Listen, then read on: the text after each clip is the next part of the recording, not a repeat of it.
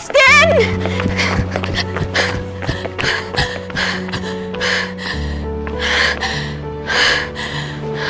Emma! Anong ginagawa mo dito? Nandito daw si Austin! Hahanapin natin siya! Austin!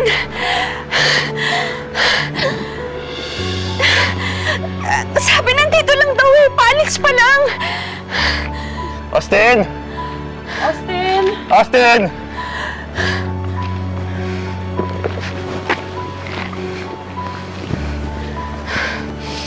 Wow! Going strong palang pagmamahalan niyo ni Angelo. Akala mo kung sino kang Santa Santita? Alam mong wala kaming ginagawang masama, Georgia. Georgia, nasaan yung anak ni Emma? Kukunin namin siya! Alam mo hanggang ngayon, Emma, sinabi ko lang yun para mapaalis ka. Pero ang totoo niyan, wala talaga dito si Austin. Wala dito sa Pilipinas ang anak mo. Mulagya ka talagang babae. Hayop ka! Tama na yan. Ayoko nang makikita ang mga yan dito. Kung ayaw niyong mawala ng trabaho, paalisin niyo yan! Hindi ka na nga.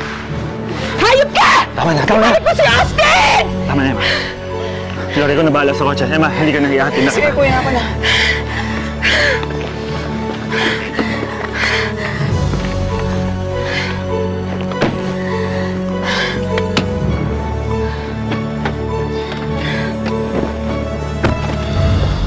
Ayan, pare.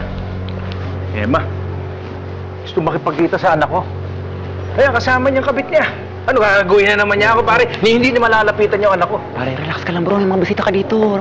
Pare, chill. Pare, ang kapal niya, pare, parang gusto niya makipagkita sa anak ko. In the first place, siya yung humiwalay sa amin. Tapos ito, wow. Bro, baka nagsisisi na si Emma. Remember bro, nanay yun. Namimiss niya si Austin. Ito naman si Georgia, pare. Kung bakit sinabi pa kay Emma na nandito si Austin, baka maniwala yun. O yan ah.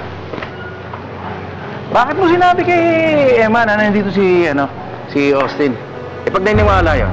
Niloko ko si Emma na nandito si Austin para mapaalis natin.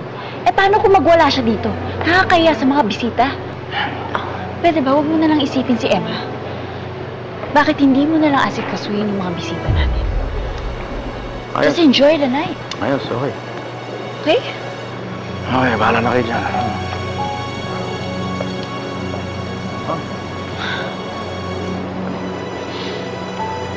I'm so proud of myself.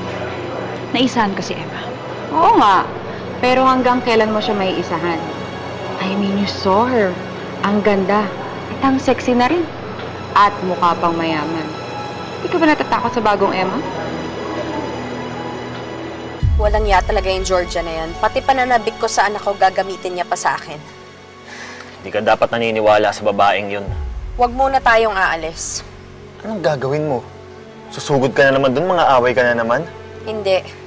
Hihintayin natin silang lumabas at susundan natin sila pauwi para magkaalaman na.